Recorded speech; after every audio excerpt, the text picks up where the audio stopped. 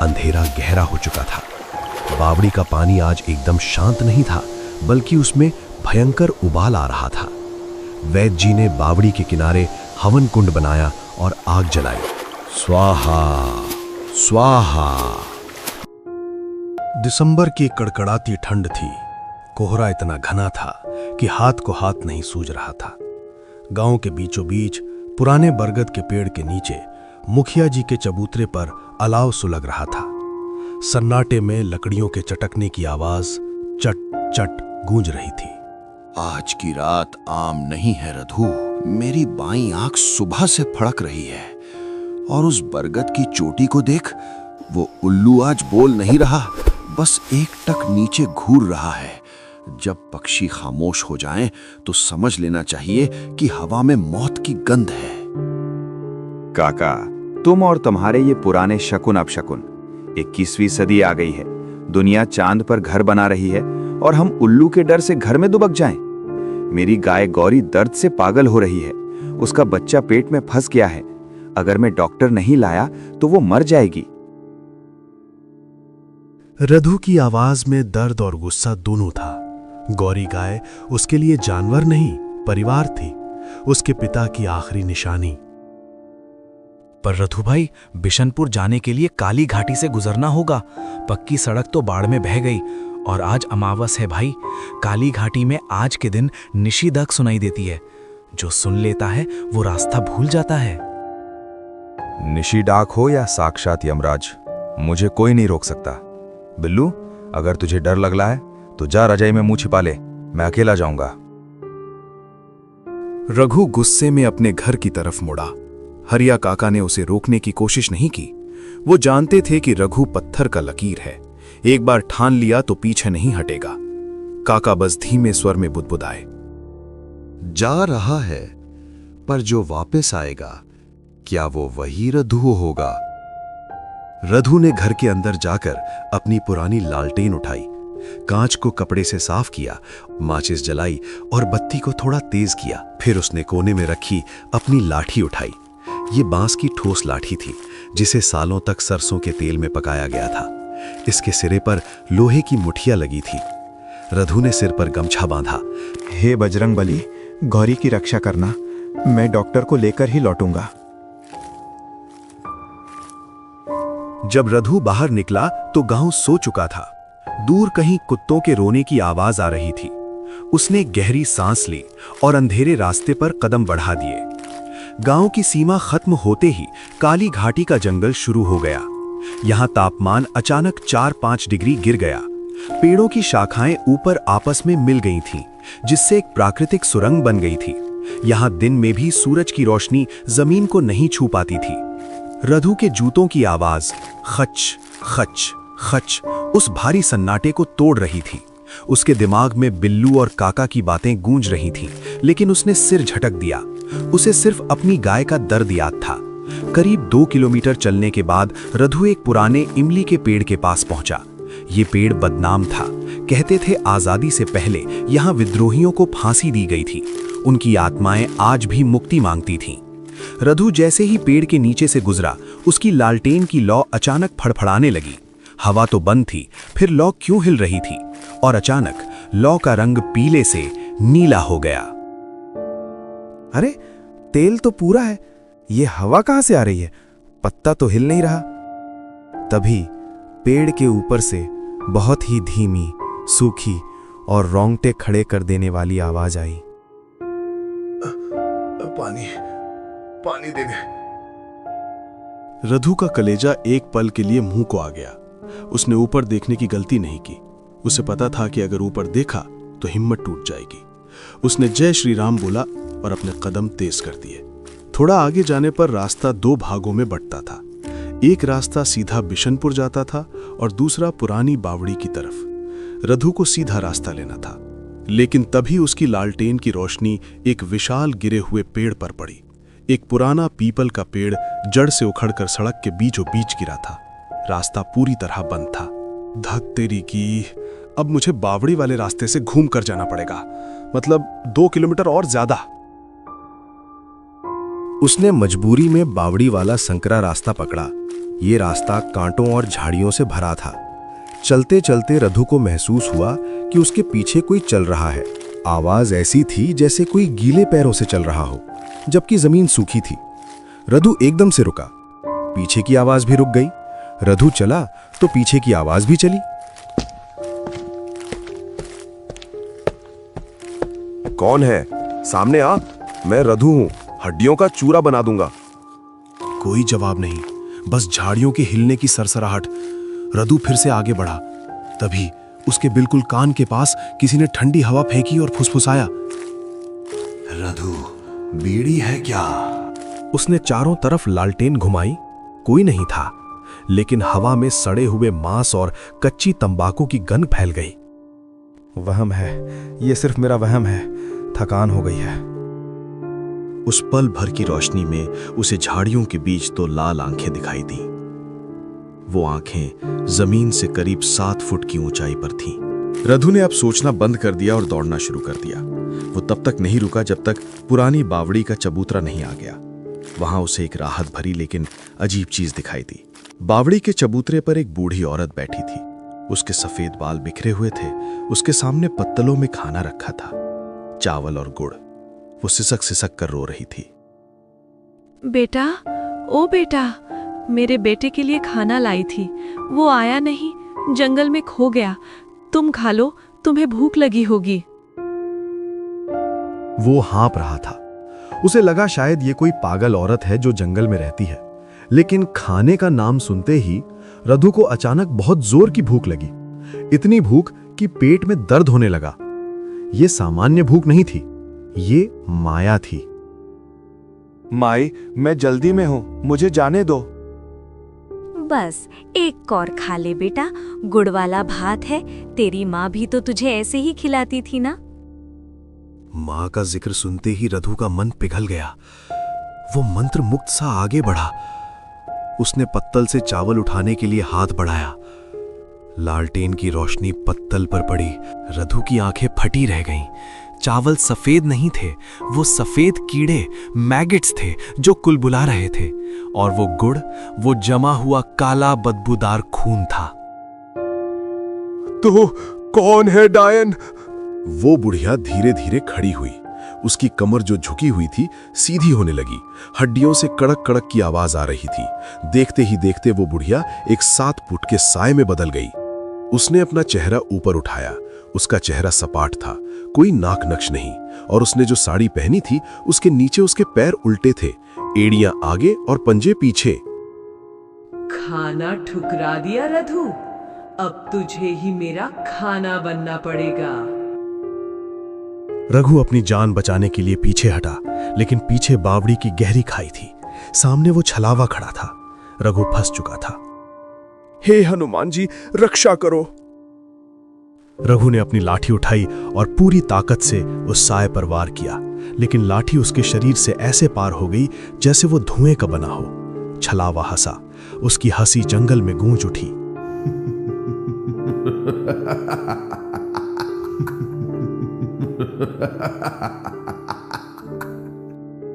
लकड़ी? तू मुझे लकड़ी से मारेगा? छलावे ने अपना हाथ बढ़ाया।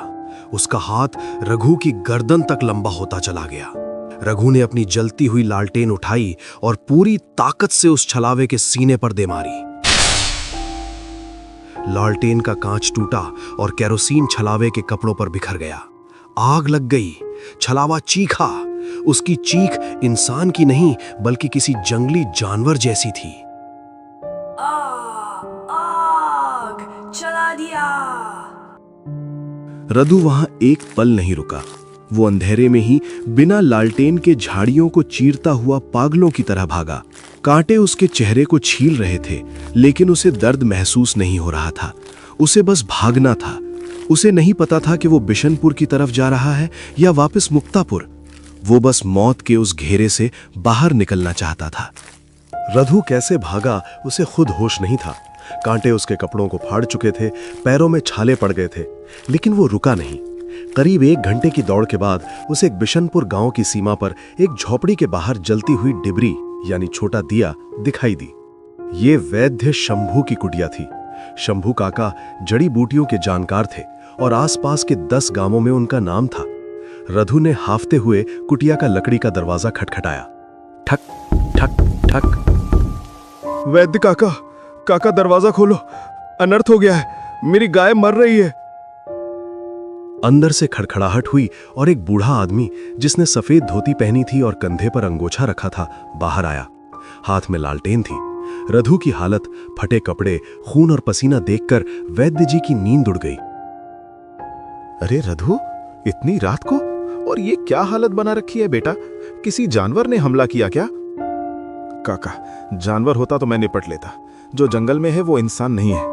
आप बस अपनी दवा की पोटली उठाइए, हमें अभी मुक्तापुर चलना है। गौरी पेट के दर्द से तड़प रही है। इतनी रात को मुक्तापुर? बेटा, मेरे पैर अब इतने नहीं चलते कि पैदल जा सकूं। अपनी बैलगाड़ी जोतनी पड़ेगी। तू बैलों को तैयार कर, मैं अपनी जड़ी बूटियां निकालता हूं। कुछ ही देर में बैलगाड़ी तैयार हो गई। 2 मजबूत सफेद बैल जुए के नीचे बंध गए। वैद्य जी ने अपनी लालटेन गाड़ी के आगे टांग दी और रधु ने लगाम अपने हाथ में ले ली। बैलगाड़ी जंगल के कच्चे रास्ते पर चल पड़ी। चूं चर लकड़ी के पहियों की आवाज सन्नाटे में गूंजने लगी। बैलों के गले की घंटियां छन छन बज रही थीं। बैलगाड़ी की रफ्तार धीमी थी। रधु का दिल बैठ रहा था। जीप होती तो वो हवा से बातें करता, लेकिन बैलगाड़ी तो अपनी चाल से ही चलेगी। रधु बार बार पीछे मुड़कर अंधेरे को देख रहा था। रधु, बैलों को देख, ये घबरा रहे हैं, कान खड़े कर रखे हैं इन्होंने। जंगल में कुछ तो है जो इन्हें दिख रहा है, पर हमें नहीं। तभी बैलगाड़ी उसी जगह पहुंची जहां पुरानी बावड़ी थी। रधु ने बैलों को हाँका नहीं, वे खुद ब खुद धीमे हो गए। रधु ने देखा कि सड़क किनारे उसकी टूटी हुई लालटेन पड़ी है और लालटेन के पास गीले पैरों के निशान थे। चूंकि बैलगाड़ी धीरे चल रही थी, रधु ने साफ देखा कि वो निशान जंगल से निकलकर बैलगाड़ी के टायरों के निशान का पीछा कर रहे थे। हे भोलेनाथ, वो पीछे आ रहा है। बैलगाड़ी तेज नहीं चल सकती, हम फंस गए हैं। अचानक जंगल से एक जोरदार हवा का झोंका आया और वैद्य जी की लालटेन बुझ गई। अब सिर्फ और सिर्फ अंधेरा था और पीछे से आवाज आई, छप छप छप। कोई बैलगाड़ी के पीछे दौड़ रहा था। चल मेरे भाई, चल, रुकना मत। बैल भी डर गए और उन्होंने दौड़ना शुरू कर दिया। बैलगाड़ी पत्थरों पर उछलने लगी।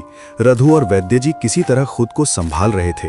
करीब 15 मिनट की भयानक दौड़ के बाद उन्हें मुक्तापुर की मशालें दिखाई दी। पीछे की आवाज भी थम गई। बैलगाड़ी रधु के घर के आंगन में रुकी। पूरा गांव वहां जमा था।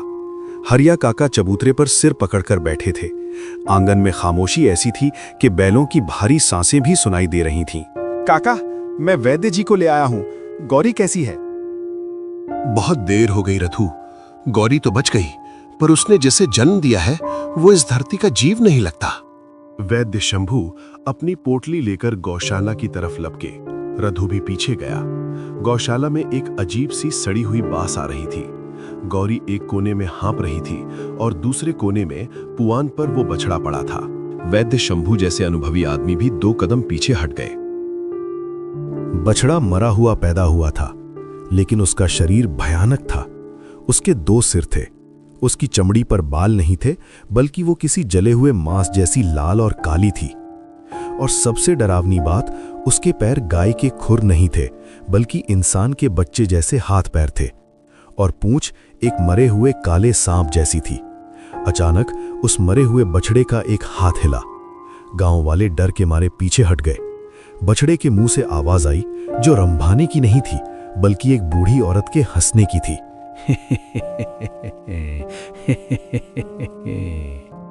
ये वही है, जंगल वाली डायन। ये उसका श्राप है जो मेरे घर तक आ गया। आवाज आते ही बछड़े का शरीर अकड़ गया और वो पूरी तरह शांत हो गया। वैद्य जी ने तुरंत अपनी झोली से गंगा जल निकाला और उस पर छिड़क दिया। रघु का माथा ठनका। उसने चारों तरफ देखा। बिल्लू कहाँ है? मैंने उसे घर पर छोड़ा था। तभी गोपी ग्वाला भीड़ से आगे आया। रघु भाई, बिल्लू तो कुएं की तरफ पानी भरने गया था, बहुत देर हो गई, लौटा नहीं। रघु और कुछ गांव वाले घर के पीछे वाले कुएं की तरफ भागे। कुएं की जगत पर पानी का लोटा गिरा पड़ा था और वहां की गीली मिट्टी में वही उल्टे पैरों के निशान थे। निशान कुएं से शुरू होकर गांव के शमशान की तरफ जा रहे थे। वे भागते हुए शमशान घाट के पास वाले विशाल बरगद के पेड़ के पास पहुंचे। वहां का नजारा देखकर सबके रोंगटे खड़े हो गए। बिल्लू बरगद की एक ऊंची डाल से उल्टा लटका हुआ था। उसकी आंखें बंद थीं और पेड़ के ठीक नीचे रघु खड़ा था। सब लोग हक्के बक्के रह गए। एक रघु उनके साथ खड़ा था और एक रघु पेड़ के नीचे वाला रघु मुस्कुरा रहा था। उसके कपड़े कीचड़ और काई से सने हुए थे, जैसे वो अभी अभी तालाब से निकला हो। आ गए वैद्य जी, जड़ी बूटी काम नहीं आएगी आज, मुझे तो शरीर चाहिए। रघु, अपनी जगह से हिलना मत, ये छलावा है। अगर तू इसके पास गया तो ये तेरे शरीर में घुस जाएगा। नकली रघु ने पेड़ पर लटके बिल्लू की रस्सी को धीरे धीरे काटना शुरू कर दिया। नीचे जमीन पर नुकीले पत्थर और कांटे थे। अगर शरीर नहीं दोगे तो तुम्हारा दोस्त गिरेगा। बिल्लू को छोड़ दे, तुझे जो चाहिए मुझसे ले। तैश में आकर आगे बढ़ा। यही वो गलती थी जिसका छलावा इंतजार कर रहा था। जैसे ही रघु बरगद की छाया में पहुंचा, नकली रघु धुएं की तरह फैला और रघु की नाक और मुंह की तरफ लपका। रघु का दम घुटने लगा। वैद्य जी, अभी मंत्रित राई निकालो। वैद्य शंभू ने अपनी पोटली से मुट्ठी भर राई और नमक निकाला और मंत्र पढ़ते हुए उस धुएं पर फेंका। चट चट चट। राई के दाने जैसे ही उस धुएं अर्थात छलावे पर लगे, वो चिंगारी बनकर फूटने लगे। छलावा रघु को छोड़कर पीछे हट गया। उसने वापस अपना विकृत रूप बिना चेहरे वाला ले लिया। नहीं, मैं फिर आऊंगा, ये जमीन मेरी है। वो साया बरगद के तने में समा गया। पेड़ के पत्ते जोर जोर से हिलने लगे और बिल्लू ऊपर से नीचे गिर गया। रघु और गोपी ने दौड़कर बिल्लू को कैच कर लिया, वरना उसका सिर पत्थरों पर फूट जाता। सूरज निकलने वाला था। आसमान में हल्का उजाला हो गया था। उस भयानक बछड़े को वैद्य जी ने तंत्र मंत्र के साथ जमीन में गड़वा दिया। रघु, वैद्य जी और हरिया काका आंगन में बैठे थे। सबके चेहरे पर थकान और डर था। काका, ये बला टल गई ना, अब तो वो नहीं आएगा। नहीं रघु, ये साधारण भूत नहीं है, ये भूमि दोष है। हमारे पूर्वजों ने इस जमीन के साथ कुछ गलत किया था। वो छलावा वापस बरगद में चला गया है, लेकिन वो इंतजार करेगा अगली अमावस का। हमें पुरानी पोथी खोलनी होगी हरिया, जो मंदिर के तहखाने में बंद है। उसी में इस बला को कैद करने का तरीका लिखा है। उसे समझ आ गया था कि अब लड़ाई सिर्फ ताकत से नहीं, बल्कि पुराने रहस्यों को सुलझाकर जीती जाएगी। सूरज सिर पर आ चुका था, लेकिन मुक्तापुर में आज धूप खिली नहीं थी। आसमान में मटमैले बादल छाए थे। रघु, वैद्य जी और हरिया काका उस जगह गए जहां उन्होंने उस 2 सिर वाले बछड़े को दफनाया था। वहां पहुंचकर उन्होंने जो देखा, उससे वैद्य जी के माथे पर पसीना आ गया। जिस जमीन पर उन्होंने नमक डाला था, वो पूरा नमक काला पड़ चुका था और जमीन धीरे धीरे ऊपर नीचे हो रही थी, जैसे कोई नीचे से सांस ले रहा हो। अनिष्ट, घोर अनिष्ट। ये धरती उस श्राप को पचा नहीं पा रही है। हरिया, हमारे पास समय नहीं है। अगली अमावस का इंतजार किया तो ये पूरा गांव शमशान बन जाएगा। हमें आज ही वो पोथी खोलनी होगी। तो चलिए काका, मंदिर का ताला तोड़ना पड़े तो तोड़ देंगे, पर आज इस खेल को खत्म करना ही होगा। गांव के सिरे पर भगवान शिव का एक प्राचीन मंदिर था, जो अब खंडर हो चुका था। उसकी दीवारों पर पीपल के पेड़ उगाए थे। मंदिर के गर्भगृह के पीछे एक लोहे का भारी दरवाजा था, जिस पर जंग लग चुका था और एक बड़ा सा ताला लटका था। रघु ने एक बड़ा पत्थर उठाया और पूरी ताकत से ताले पर मारा। रघु ने मशाल जलाई और वे तीनों सीढ़ियां उतरकर तहखाने में गए। वैद्य जी ने पोथी को सावधानी से खोला। दिए की रोशनी में उन्होंने पुरानी भाषा को पढ़ा। पढ़ते पढ़ते उनका चेहरा सफेद पड़ गया। ये 100 साल पुरानी बात है रघु। सन 1920 का अकाल। मुक्तापुर के जमींदार ने अपनी दौलत बढ़ाने के लिए एक अघोरी तांत्रिक को बुलाया था। तांत्रिक ने कहा था कि अगर गांव की बलि दी जाए तो सोना बरसेगा। हाँ, मुझे दादाजी बताते थे, लेकिन जमींदार ने गांव वालों की बलि नहीं दी, बल्कि लालच में आकर उस सो रहे अघोरी की ही हत्या कर दी और उसका सारा सोना लूट लिया। उस अघोरी का खून इस मिट्टी में मिला। मरते वक्त उसने श्राप दिया था, मेरा खून मिट्टी पिएगी और मिट्टी का कर्ज तुम्हारी नस्लें चुकाएंगी। जिस दिन इस जमीन पर 2 सिर वाला जानवर पैदा होगा, मैं अपना कर्ज वसूलने आऊंगा। तो वो छलावा उस अघोरी की आत्मा है और वो इमली का पेड़, वो बावड़ी, सब उसी के जाल हैं। हाँ, और पोथी में इसे रोकने का सिर्फ एक तरीका लिखा है, मुक्ति यज्ञ। हमें उस अघोरी की खोपड़ी जो जमींदार ने बावड़ी में फेंक दी थी, उसे ढूंढना होगा और उसका विधिवत अंतिम संस्कार करना होगा। बावड़ी? मतलब मुझे वापस उसी नरक में जाना होगा? शाम होने वाली थी, गोधूली बेला, सनसेट का समय था। रधु, बिल्लू, जो अब थोड़ा ठीक था, गोपी, वैद्य जी और हरिया काका बैलगाड़ी में सवार होकर जंगल की तरफ चल दिए। इस बार उनके पास लाठियों के साथ साथ पूजा की सामग्री, घी, लकड़ियां और गंगा जल भी था। जैसे ही बैलगाड़ी काली घाटी में दाखिल हुई, जंगल का रूप बदल गया। पेड़ ऐसे लग रहे थे जैसे वो जिंदा हों और अपने हाथ यानी कि शाखाएं फैलाकर रास्ता रोक रहे हों। डरना मत, जब तक हम साथ हैं और अग्नि जल रही है, वो हमारा कुछ नहीं बिगाड़ सकता। सीधे बावड़ी चलो। वे पुरानी बावड़ी पर पहुंचे। अंधेरा गहरा हो चुका था। बावड़ी का पानी आज एकदम शांत नहीं था, बल्कि उसमें भयंकर उबाल आ रहा था। वैद्य जी ने बावड़ी के किनारे हवन कुंड बनाया और आग जलाई। स्वाहा स्वाहा मंत्रों की आवाज से जंगल गूंजने लगा। जैसे ही मंत्रोच्चार तेज हुआ, बावड़ी के पानी से एक विशाल आकृति ऊपर उठी। ये वही छलावा था, लेकिन अब उसका आकार 20 फुट ऊंचा था। वो कीचड़, हड्डियों और अंधेरे से बना था। उसकी आंखें जलते हुए अंगारे जैसी थीं। वैद्य जी ने उसे हवन कुंड के बीच में रखा, घी डाला और अग्नि प्रज्वलित कर दी। जैसे ही आग ने खोपड़ी को पकड़ा, वो विशाल छलावा हवा में बिखरने लगा। उसका शरीर धूल बनकर उड़ने लगा। उसकी डरावनी चीखें अब दर्दनाक पुकार में बदल गईं। मुक्ति, मुझे मुक्ति दे दो। देखते ही देखते वो काला साया पूरी तरह गायब हो गया। जंगल की हवा अचानक शांत हो गई। आसमान से बादल छट गए और चांद निकल आया। बावड़ी का पानी जो काला और खौल रहा था, अब साफ और शांत हो गया।